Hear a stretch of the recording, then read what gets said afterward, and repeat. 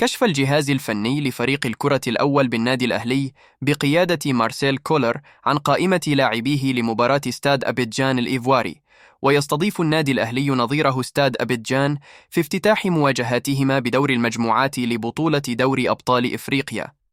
ويسعى الأهلي لتحقيق انطلاقة قوية في دور المجموعات بالفوز، وإعطاء رسالة لجميع المنافسين بأنه يرغب في الحفاظ على اللقب للموسم الثالث على التوالي.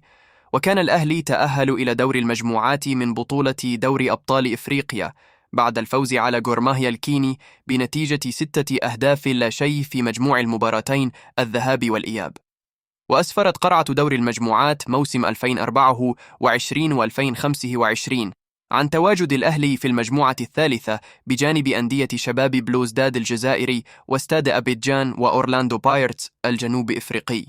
وقام كولر المدير الفني للنادي والجهاز المساعد إليه باختيار اللاعيبة، وفي حراسة المرمى محمد الشناوي ومصطفى شوبير ومصطفى مخلوف، وخط الدفاع عمر كمال عبد الواحد وخالد عبد الفتاح ويحيى عطية الله وكريم الدبيس وياسر إبراهيم ورامي ربيعة،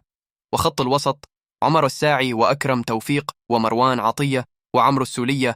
وإمام عاشور ومحمد مجدي أفشة وأحمد نبيل كوكا ورضا سليم وحسين الشحات، وخط الهجوم محمود كهربا وطاهر محمد طاهر وبيرسي تاو، والمستبعدين عن المباراة يوسف أيمن وسمير محمد وسام أبو علي وحمزة علاء وأشرف داري ومصطفى أبو الخير ومحمد عبد الله وعلي معلول وكريم فؤاد ومحمد هاني.